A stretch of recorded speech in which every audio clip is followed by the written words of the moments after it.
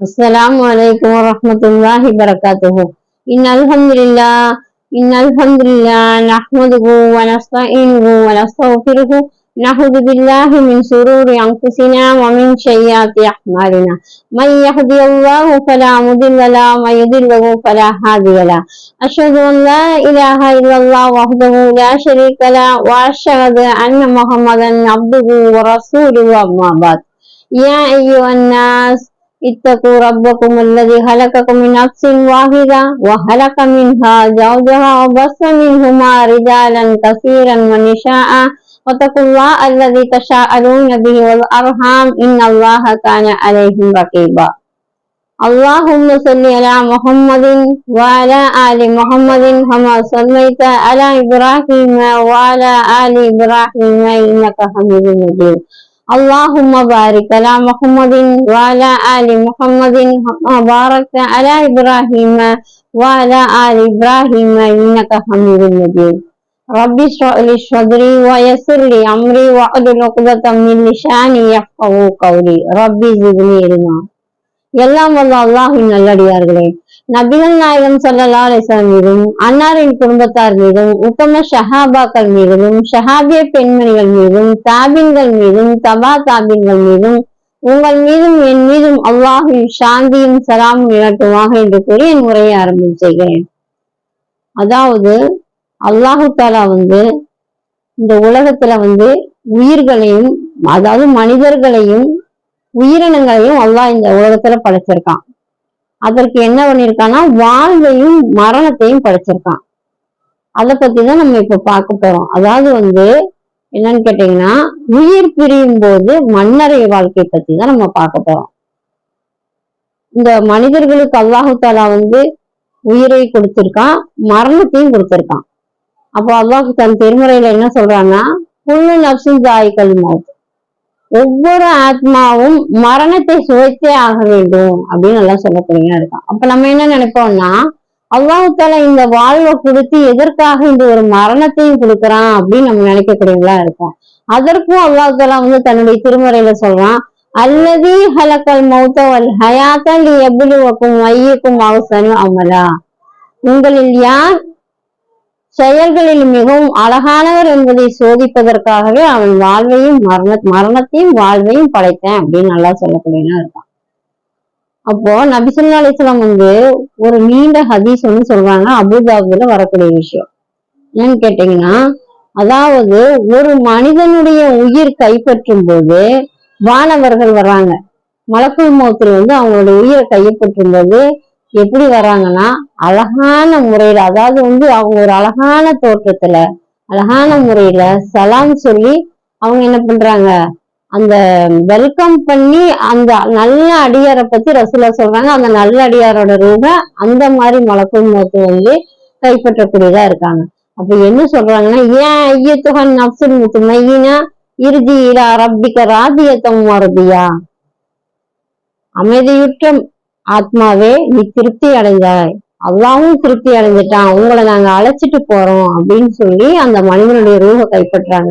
அந்த மனிதனுடைய ரூஹ கைப்பற்றும் போது அந்த மனிதன் எப்படி இருக்கான்னா, அப்படியே மனம் கவல்ற ஒரு மனிதனா இருக்கான். நம்ம எப்படி இருக்கான்னா, மனம் கவலக்கூடிய ஒரு மனிதனாக அப்படி இருக்கும்போது அவங்களை அழைச்சிட்டு மாணவர்கள் என்ன பண்றாங்கன்னா கூட்டிட்டு போறாங்க. முதல் வானத்திலேயே மலக்குமார்கள் கேக்குறாங்க, யாரு வர்றாங்க, இப்படி ஒரு மனிதன் மனம் கவர்ந்து வர்றாங்களே அவங்க யாருன்னு கேட்கக்கூடியதா இருக்கு. அப்போ என்ன சொல்றாங்க அந்த மலக்குமார், இன்னாருடைய மகன் இன்னாருடைய பிள்ளை வராரு அப்படிங்கிறாங்க. அப்போ அல்லாஹு தாலா என்ன பண்றான்னா, அல்லாஹ் இடத்துல அழைச்சிட்டு போகும்போது அல்லாஹ் சொல்றான், அதாவது அமைதியுற்று ஆத்மாவே திருப்தி அடைஞ்சால அப்படின்னு சொல்லிட்டு விசாரிச்சு அல்லாஹு தாலா என்ன பண்றான், நான் உன்னை மண்ணில் இருந்துதான் படைச்சேன், நீ மண்ணுக்கே உன்னை அனுப்புறேன் அப்படின்னு சொல்லி அல்லாஹ் தாலா சொல்லக்கூடிய.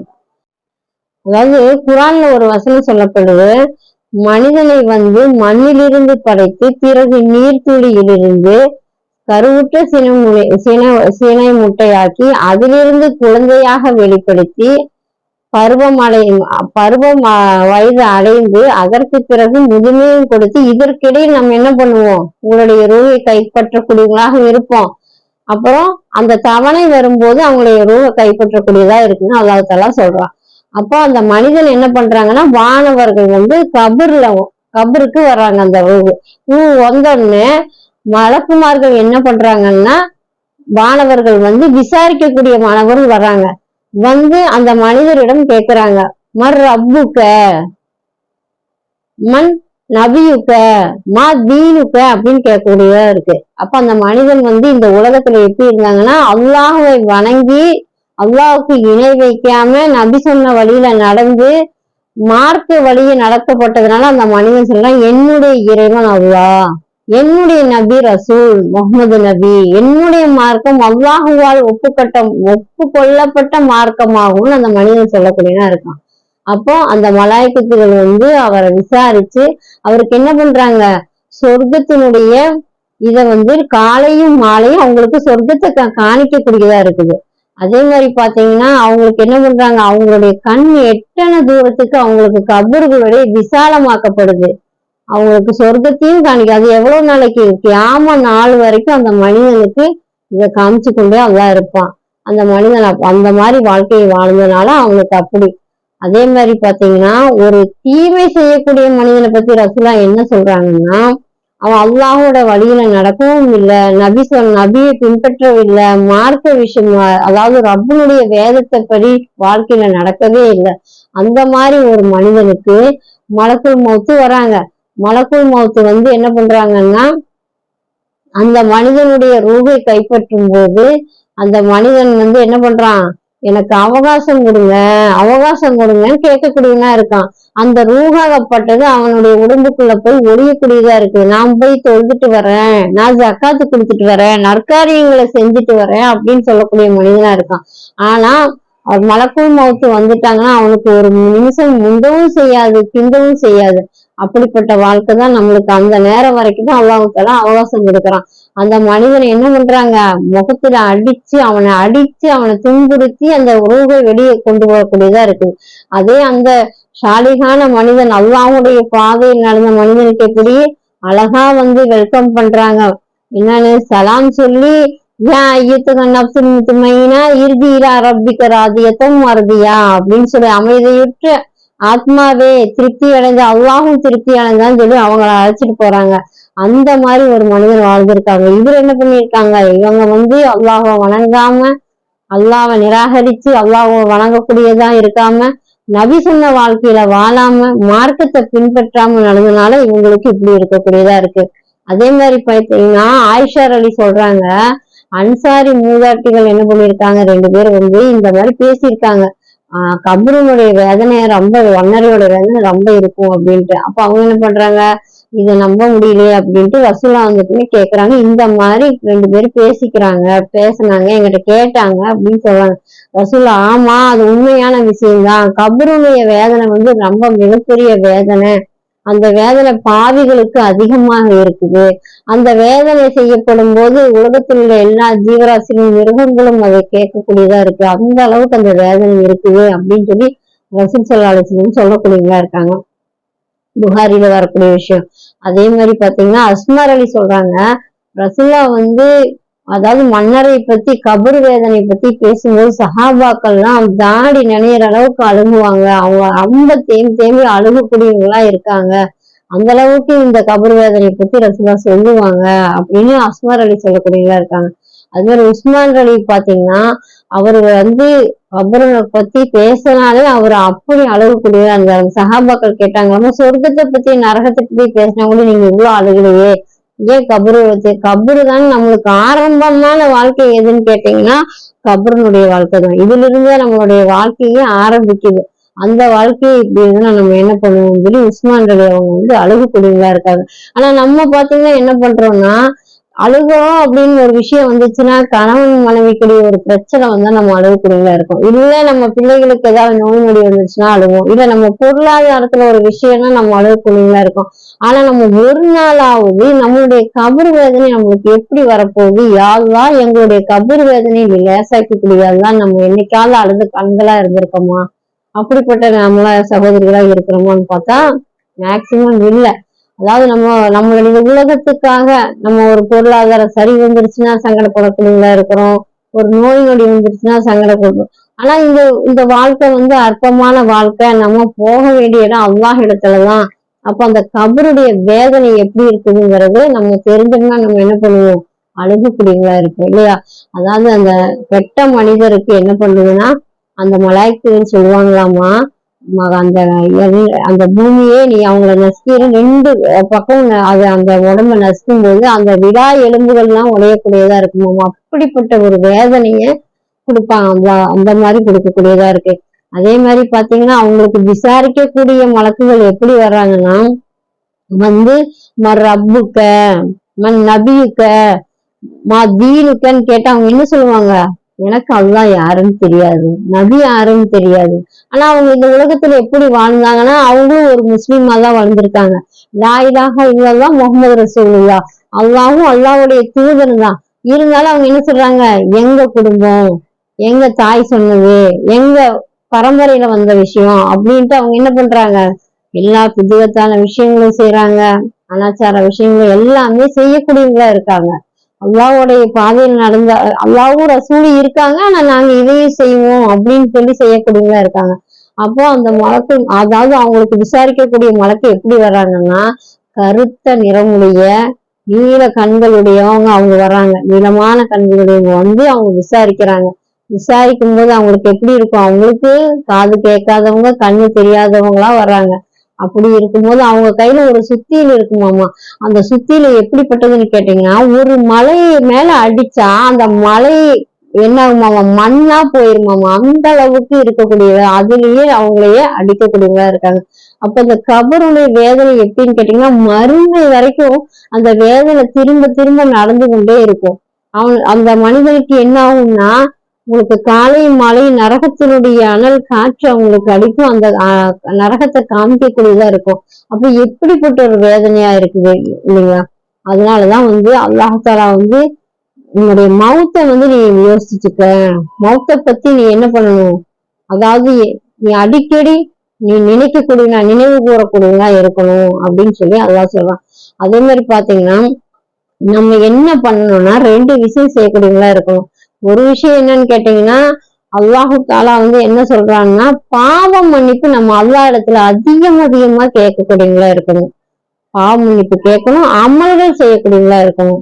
நம்ம வந்து பாவங்கள்லாம் எப்படின்னு கேட்டீங்கன்னா நம்ம ஒவ்வொரு விஷயத்துக்கும் தினமும் திக்ர் செய்யக்கூடியவங்க, குரான் ஓதக்கூடியவங்க எல்லாமே இருந்தாலும் நம்மளை அறிஞ்சும் அறியாமலும் நம்ம பாவம் செய்யக்கூடியவங்களா இருப்போம்.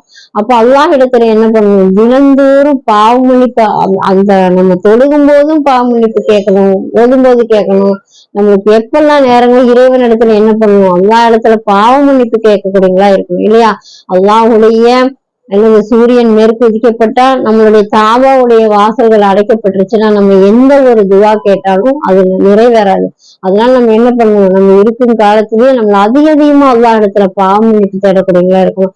அமல்கள் செய்யணும், அமல்கள் வந்து அதிகமாக செய்யக்கூடியவங்களா இருக்கணும். எப்படி இருக்கணும்னு கேட்டீங்கன்னா அமல்கள்னா இப்ப நீங்க வந்து 1 ரூபா தானம் பண்றீங்க, அது ஒரு சின்ன விஷயம் நினைக்காம என்னைக்குமே அந்த மாதிரி ஒரு தான தர்மம் செய்யக்கூடியவங்களா அமல்களை நம்ம இருக்கக்கூடியவங்களா இருக்கணும். அதுக்கப்புறம் பாத்தீங்கன்னா தொழுகைனா இப்ப எல்லாம் என்ன பண்றாங்கன்னா நிறைய பேர் தொழுகிறாங்க, கொஞ்சம் பேர் தொழுகாம இருக்காங்க. சிலர் என்ன பண்றாங்கன்னா நாங்க தொழுவோம், சுன்னத் தொழுவோம், பின்சுனத் தொழுவோம், நஃபில் தொழுவோம், பல மணி நேரம் உட்கார்ந்து துவா செய்வோம், 1 மணி நேரம் 2 மணி நேரம் ஆயிரும் அப்படின்னு சொல்லி நிறைய பேர் காலம் 10 நாளைக்கு ஒரு தடவை, மாசத்துக்கு ஒரு தடவை தொழுகக்கூடாது. சில என்ன சொல்றாங்க, ஒரு விஷயம் அதாவது நம்ம தொழுதுன்னா என்னைக்குமே தொழுகக்கூடியவங்களா இருக்கும், ஒரு நல்ல காரியங்கள் செஞ்சா நம்ம என்னைக்குமே செய்யக்கூடியவங்களா இருக்கிறோம்னு சொல்றாங்க. 5 வேற தொழில பரலானதை வந்து நம்ம என்ன பண்ணணும், கடமையாக்கப்பட்ட அல்லாஹு தஆலா வந்து இந்த துனியாவுல நம்மளுக்கு பரல விடுறதுக்கு சாய்ஸே கிடையாது. நீ நின்று தொழு, முடியலையா நீ உட்கார்ந்து தொழுகு, உட்கார்ந்து தொழுக முடியலையா நீ வந்து படுத்து கூட தொழுகலாம், அசைச்சு கூட தொழுகலாம். ஆனா அல்லாஹ் என்ன கொடுக்குறான், நம்மளுக்கு தொழுகாத ஒரு சாய்ஸே கிடையாது, தொழுகக்கூடியதாக இருக்குது. ஒரு மனிதனுக்கு மரணம் வர்ற வரைக்கும் என்ன பண்ணுவோம், அவன் வந்து அல்லாஹ்வை வணங்கக்கூடியதா இருக்கான். அல்லாஹ் என்ன சொல்றான், மனிதர்களையும் ஜின்களையும் என்னை வணங்குவதற்காக வேண்டி வேற எதற்காகவும் படைக்கவில்லை அப்படின்னு சொல்றான். அப்ப நம்ம அந்த தொழுகை எப்படி இருக்கணும்னு கேட்டா அமல்களை என்னைக்குமே இருக்கக்கூடியதா இருக்கணும். இன்னைக்கு நம்ம தொழுவோம், காலையில தொழுதுட்டேன், அசர் தொழுகல, இவன் என்ன பண்றோம், ஒரு கல்யாண வீட்டுக்கு போனா நம்ம என்ன பண்ணக்கூடியவங்களா இருக்கிறோம், விசேஷத்துல வந்து இங்கெல்லாம் தொழுதா யாரு என்னன்னு அப்படி இல்லை, அல்லாஹ் வந்து கடமையாக்கப்பட்ட தொழுகை தொழுகிறோம்ல நம்ம. எந்த ஒரு இடத்துக்கு போனாலும் என்ன ஒரு திருமணம் ஒரு வீட்டுல நடந்துருச்சுன்னா என்ன பண்றீங்க? அந்த நாளைக்கு 4 நாளைக்கு தொழுகை யாருக்கும் கிடையாது. ஒண்ணுல ஒரு மரணம் அடைஞ்சிருச்சுன்னா அந்த வீட்டுல என்ன பண்ணக்கூடியவங்களா இருக்காங்க? ஒரு ஜும்மாக்கு போகக்கூடியவங்களா இருக்க மாட்டேங்கிறாங்க. தொழுகைங்கிறது அல்லாஹ் எப்படி படைச்சிருக்கான்? அவனை வணங்குறதுக்கு தான் நான் உங்களையும் ஜின்களையும் மனிதர்கள் ஜின்களையும் படைச்சேன்னு சொன்ன ரப்புல் ஆலமீன் இவ்வளவு தெளிவா சொல்லி நம்ம என்ன பண்றோம்னா அந்த விஷயத்த நம்ம கடைபிடிக்க மாட்டேங்கிறோம். அப்ப இந்த கபருடைய வேதனை நம்மளுக்கு ஆகிரத்துல போய் சொர்க்கம் நரகம் தீர்மானிக்கப்பட்டு நரகத்துக்கு போறதுக்கு முன்னாடி இந்த மனிதன் என்ன ஆகுறான்? கியாம நாள் வரைக்கும் வேதனை செய்யப்படக்கூடியவனாவே இருக்கான். அப்ப நம்ம அந்த வேதனை இல்லாம இருக்கணும்னா என்ன செய்யணும்? அல்லாஹ் இடத்துல அதிகமா பாவ மன்னிப்பு தேடணும்.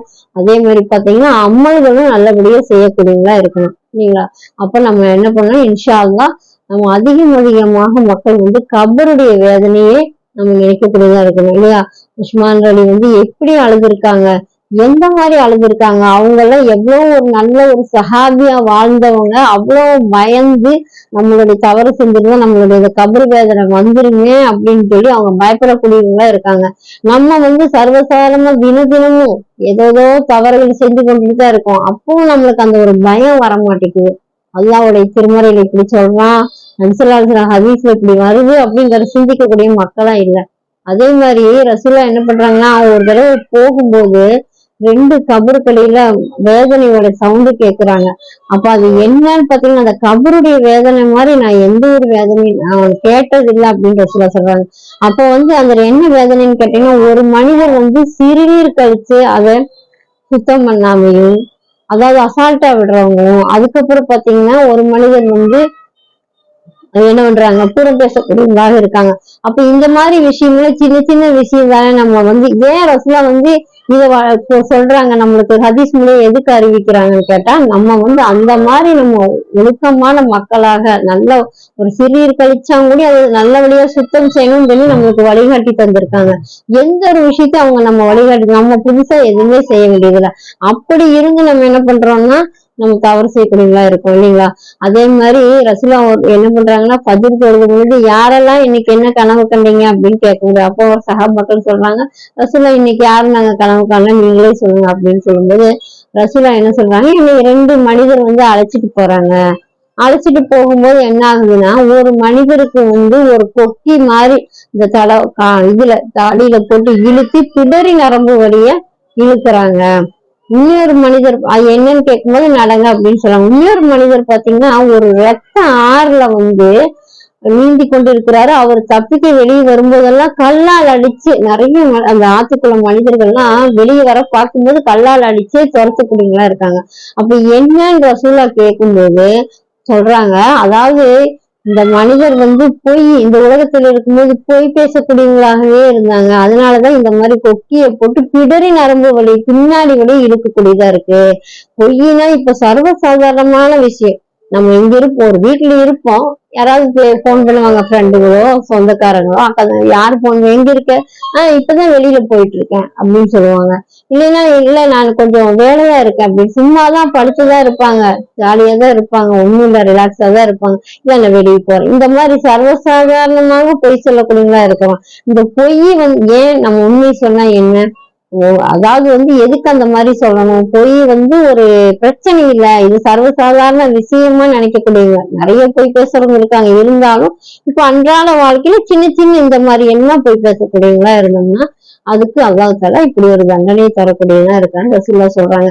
அதே மாதிரி பாத்தீங்கன்னா அந்த ரத்த ஆறுல எதுக்காக அப்படி அந்த மக்கள்லாம் கல்லால் எறியப்பட்டு போறாங்க அப்படின்னு பாத்தீங்கன்னா இந்த உலகத்துல என்ன செஞ்சாங்கன்னா வட்டியோட இதுல இருந்திருக்காங்க. அவங்க வட்டிங்கிறது என்னன்னு கேட்டீங்கன்னா அல்லாஹ்வையும் அல்லாஹ்வுடைய ரசூல் கூடயும் போர் பண்ற மாதிரின்னு சொல்றாங்க. அப்படி இருந்து இந்த மக்கள் என்ன பண்றாங்கன்னு தெரியுங்களா? ஒரு வீடு கட்டணும்னா லோன் போடுறது அது பிரச்சனை கிடையாது. இல்லைன்னா ஈமை அப்படின்ட்டு அது வட்டியே இல்லைன்னு சொல்லி பல விஷயங்கள் பல பொருட்கள் வாங்குறவங்களா இருக்காங்க. யாராவது வட்டி, அதுவும் வட்டி தானே, வட்டி இல்லாம யாராவது ஒரு பொருளை கொடுப்பாங்க? ஒரு லாபமே இல்லாம நீ பல காலம் கழிஞ்சு பணத்தை அடைச்சுக்க கொஞ்சம் கொஞ்சமா நீ யாராவது ஒரு முட்டாள் கொடுப்பாங்களா? அது இல்ல 0% தான் அப்படின்னு சொல்லிட்டு அந்த வட்டிக்குள்ள போய் விழுகிற மனுஷனுங்க நாளைக்கு அது எவ்வளவு பெரிய தண்டனை. ஒரு ரத்தம் ஒரு கையில ஒரு அடி பட்டுருச்சுன்னா, ஒரு ரத்தம் வந்துச்சுன்னா நம்ம என்ன பண்ணுவோம்னா கதறக்குடிங்களா இருக்கும், தலை சுத்துதுங்கிறோம். ஒரு ரத்தம் ஆறுக்குள்ளேயே நீந்திட்டு வர்ற தண்டனை அல்லாஹ் தஆலா தரான்னா, ஒரு கல்லு கற்கள் பூரா எடுத்து எரிகிறாங்க, அதுதான் வாழ்வு. திரும்ப திரும்ப அதே தண்டனை தான் அல்லாஹ் கொடுப்பான். அப்படிப்பட்ட தண்டனையும் இந்த மனிதர்கள் சிந்திக்க மாட்டாங்களா? ஒரு வீடு கட்டணும் அப்படிங்கிறாங்க, அந்த வீடு நிரந்தரமானதா? இன்னைக்கு பாருங்க, இந்த மக்கள்லாம் எப்படி தெரியுங்களா என்ன பண்ணிட்டு இருந்தாங்க நினைச்சு பாருங்க. அதாவது இந்த பாலஸ்தீன மக்களுக்கு இவ்வளவு பிரச்சனைகள் நடக்குது, நம்மளுடைய கண்ணுல பார்க்காத சகோதரிகள் வெளி அவங்களுக்காக நம்ம எவ்வளவு கண்ணீர் விட்டு துவா செஞ்சோங்களா? அதிகம் பேர் செஞ்சீங்களா? கொஞ்சம் பேர் செஞ்சிருப்பாங்க, கொஞ்சம் பேர் செய்யல. நம்ம சிந்திக்கல. ஏன்னா அது ஒரு அந்நிய நாட்டுல நடந்துட்டு இருக்குது அப்படின்னு நினைச்சோம் இல்லைங்களா? அந்த மாதிரி இருந்தோம். அப்ப நம்மளுடைய மனசு எப்படி துடிக்கணும்? நம்மளுடைய சகோதரர்களும் துடிக்கக்கூடியதா இருந்துச்சா? இல்ல.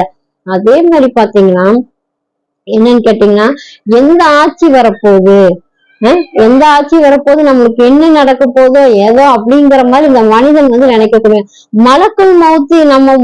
நம்ம பிறக்கிறதுக்கு முன்னாடி அல்லாஹ் தஆலா எல்லாமே தீர்மானிச்சாச்சு. நம்ம என்னைக்கு மௌத்தா போறோம், நம்மளுக்கு எப்ப மலக்குள் மௌத்து வருவாங்கன்னு சொல்லி எழுதப்பட்டாச்சு. இருந்தாலும் இந்த மனிதர்கள் என்ன பண்றாங்க, எப்ப அந்த ஆட்சி யாரு வருவா, நமக்கு என்ன நடக்க போகுதுன்னு சொல்லி பயக்கக்கூடியவங்களா இருக்காங்க.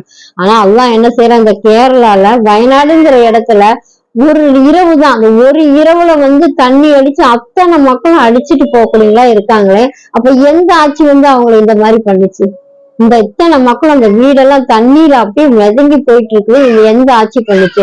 அப்ப அல்லாஹு தஆலா நான் நினைச்சேன்னா ஒரு இரவுல என்ன வேணாலும் நடக்கும் அல்லாஹ் சொல்றாங்க. இதுக்கப்புறமும் நம்ம என்ன பண்ணணும், அல்லாஹ் இடத்துல அதிக அதிக துவா செய்யக்கூடியவங்களா இருக்கணும்ல. இப்ப மட்டும் நம்ம என்ன பண்றோம், நம்ம ஊர்ல நம்ம இந்தியாவுக்குள்ள வந்தோடனே நம்ம துடிக்கிறோம், இங்க வந்துருச்சே இனி நம்மளுக்கு வந்துருமான்னு பயக்கக்கூடியவங்க இருக்கமே. அப்ப அந்த பாலஸ்தீன மக்களுக்கு வந்தது நம்மளுக்கு வராதான்னு நம்ம சிந்திச்சோமா? இதே மாதிரிதான் நம்ம இருக்கிற ஊர்ல ஒரு செகண்ட் அல்லாஹ் தஆலா தண்ணீரை கொண்டோ காற்றை கொண்டோ இடியை கொண்டோ எதை கொண்டு வேணாலும் அல்லாஹ் தஆலா நம்மளுக்கு மரணத்தை தருவாங்கல்ல. அப்ப அதை நம்ம சிந்திச்சோம்னா என்ன பண்ணுவோம், அதிகமதியா ரப்புல் ஆலமீன்கிட்ட துவா செய்வோம். யா அல்லாஹ் உன்னுடைய நினைவு விட்டு எங்களை வேற இடத்துல திருப்பிடாத, அல்லாஹ் தஆலாவுடைய நினைவோட வாழக்கூடிய மக்களாக்கு. சின்ன சின்ன தவறுகளையும் நாங்க செய்யக்கூடாது, பெரிய தவறுகளையும் இந்த மாதிரி வட்டி மாதிரி இது பொய்யான விஷயங்கள் இருந்து எங்களை காப்பாத்தி அல்லாஹ். எங்களுக்கு என்ன பண்ணும், கபருடைய வேதனை லேசாக்கியால் அதிகமா அல்லாஹ் தஆலா இடத்துல துவா செய்யக்கூடிய மக்களாக இருக்கணும். இன்ஷா அல்லாஹ் நம்ம அந்த மாதிரி ஒரு மக்களா வாழ்ந்து ஜன்னத்துல் ஃபிர்தௌஸான சொர்க்கத்துக்கு போகக்கூடிய மக்களா என்னையும் உங்களை ஆக்கி அறிவுறுவாயாக. வஹர்தானா அல்ஹம்துலில்லாஹி ரப்பில் ஆலமீன். அஸ்ஸலாமு அலைக்கும் வரஹ்மத்துல்லாஹி வபரகாத்துஹு.